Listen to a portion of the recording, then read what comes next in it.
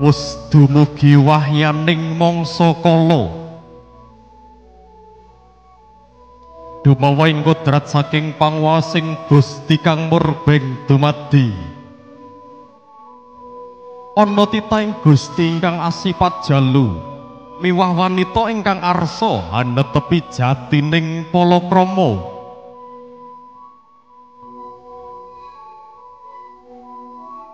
Nalika samana panganten priya lumampah tumuju ing sasana panggih,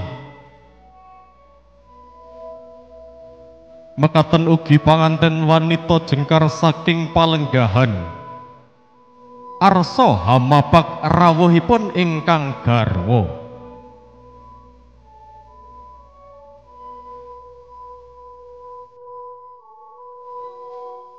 Lon-lonan anggenira lumaksana panganten kekalih pratandha suka hanengenaken mring rasa pangati-ati. Dubi samya caket anggenira lumaksana panganten kekalih samya pagut tingal winastan catur netra. Tumuliku melawe astane samya bebalang gantal. Gantal ingkang binalangaken panganten kekalih winastan gondang asih kalian gondang tutur. Gantal akarya bebalangan dumados saking sedah lininting tinang sulan lawe wenang awarna seta.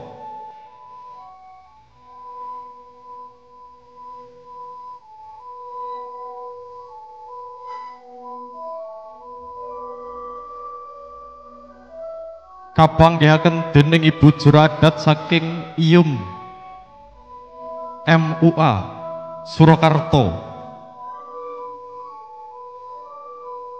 Tumuli panganten priya badhe hanindakaken tata cara ngidak tigan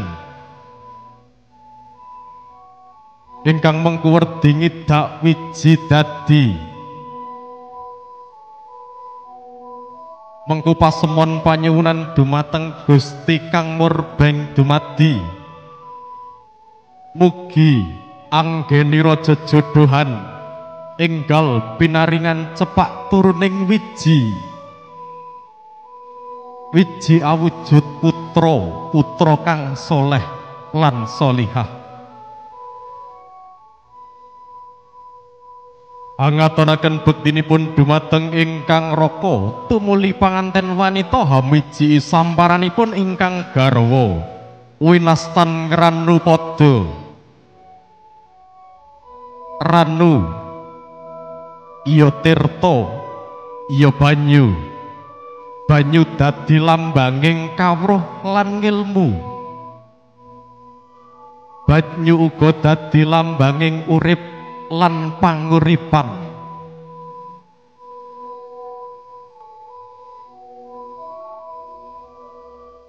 Tumuli panganten priya wanindakaken tata cara junjung derajat pratandha priya ingkang tansah junjung derajating wanita.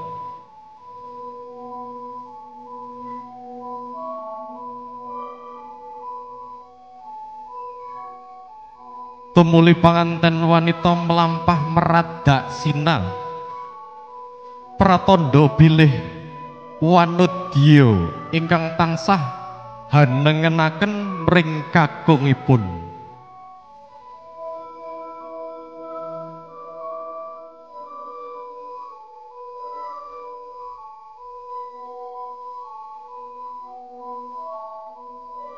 Kawis tinggal panganten kekalih sampun jajar sumanding akekanten asta tumuli badhe sinengkepan sindur dening Rama ibunipun badhe kaboyong tumuju ing sasana kursi rinengga. Sang Larasmaya memuji,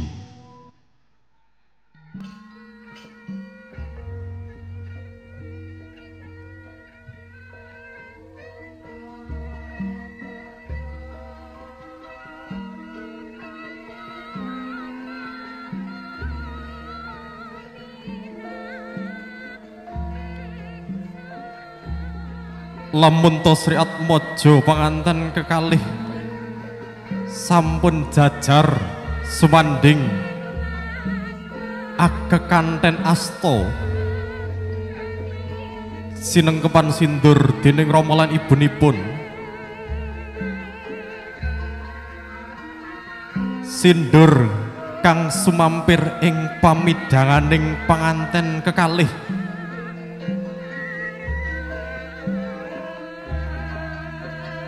tumuli lon-lonan panganten kekalih tumuju ing samadyaning sasana rinengga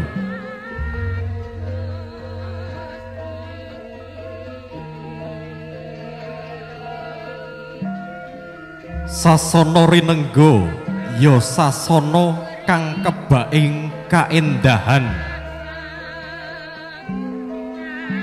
sesekaran manca warna kang jinembangan saperangan ana werna abang pralambang kabagian saperangan ana werna putih lambanging karesikan saperangan ana werna ijo kang gawe tentreming ati lan saperangan ana werna biru kang aweh tondo kasabaran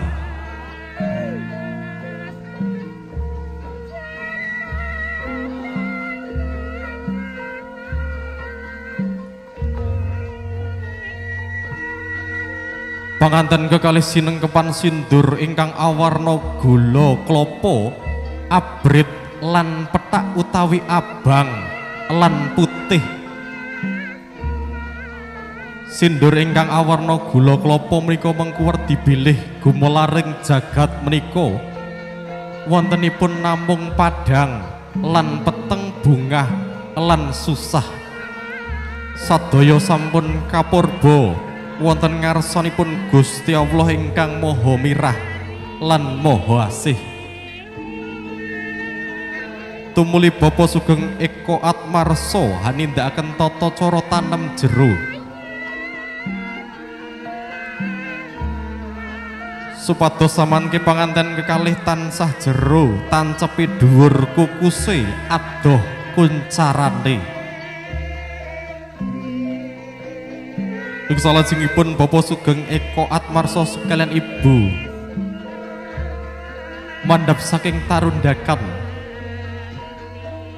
hanampi rawuhipun kadang pisan Bapa Dr. Prihadi Dwi Hatmono MPD saha Ibu Sukatmi katuran legah wonten ing papan ingkang sampun kasamektakaken